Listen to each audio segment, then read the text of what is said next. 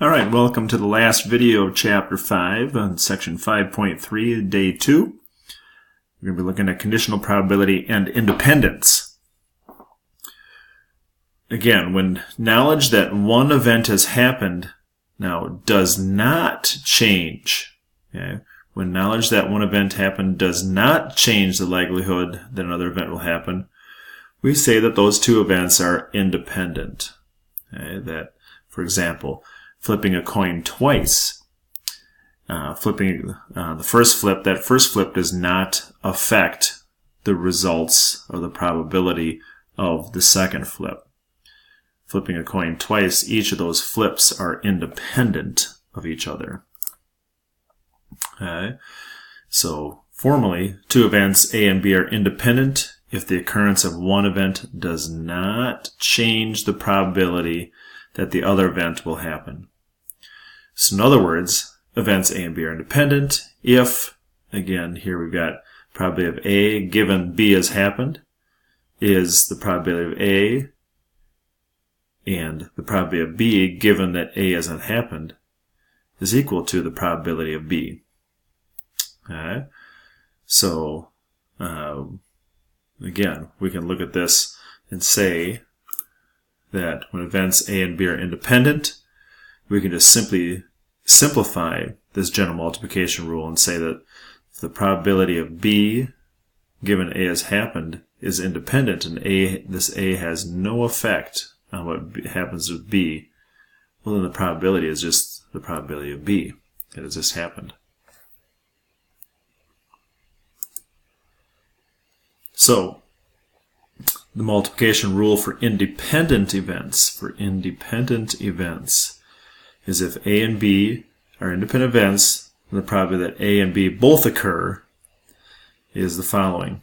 So we can say probability of A and B, okay, if they are independent, in other words, this one has no effect on this one and vice versa, we can just multiply the two. So again, I think of this word here, the intersect, as the word and. But this only works if they are independent events. Because if they aren't independent, the probability of A and B, the probability of A and B together is back what we had on the previous slides in the previous lesson. When we go back here, probability of A and B, again, think of that word as and, is the probability of A times the probability of B given that A has occurred.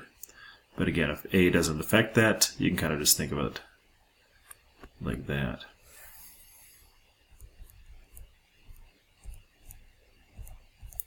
So getting back to our slide here.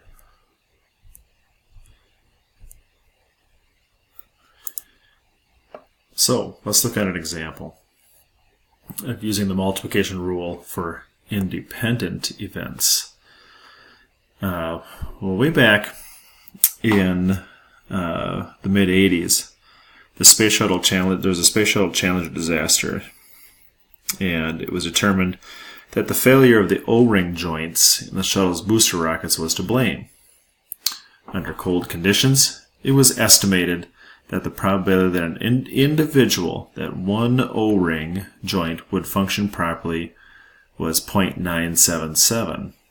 Okay, so assuming O-ring joints succeed or fail independently, so that's kind of the assumption here, that assuming that they succeed or fail independently, we don't know what is the probability that all 6 would function properly. So there were 6 O joints on the rocket booster. And what we're looking for is that the probability that joint 1 was okay, and joint 2 was okay, and joint 3 was okay, and joint 4 was okay, and joint 5 was okay, and joint 6 was okay. So if they're independent events, we should just be able to use and find the probability of joint 1, and then multiply times the probability of joint 2, times the probability of joint 3, times the probability of joint 4, times the probability of joint 5, times the probability of joint 6, all being okay. And again, that's 0.977 that was okay, 0.977 that 2 is okay, 0.3 or 0.977 that 3 is okay, etc., etc., etc. And if we multiply that out, this was the probability that all 6 would be okay. Well, if there's an 87% chance that the shuttle would launch safely, so that we have the probability that all this one, and this one, and this one, and this one, and this one are all okay, that's the probability that it would launch safely. Well, I think this is why we had some issues here because of that cold weather, and that was the probabilities for being successful in cold weather. There was a 13% chance that it wouldn't, and they really shouldn't have launched that Space Shuttle Challenger, which was part of the investigation and the determination of those at NASA that made a bad decision based off of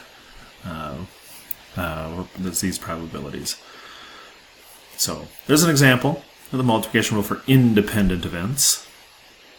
And what we should be able to do now is here's the summary. Again, we should be able to calculate and interpret conditional probabilities. Again, conditional probabilities, the probability that A given B has occurred. Should be able to calculate those. We should know the general multiplication rule. Okay. The general multiplication rule was that, again, the probability of A intersect B is the probability of A times the probability of B given that A has occurred. Okay. And should be able to use some tree diagrams to help us model these probability events. Determine if two events are independent of each other. Okay. And then, when appropriate, use the multiplication rule for independent events to compute different probabilities. And again, if they're independent events, the probability of A and B occurring is the probability of A times the probability that B occurs, because if they're independent, don't have to worry about this one affecting that one.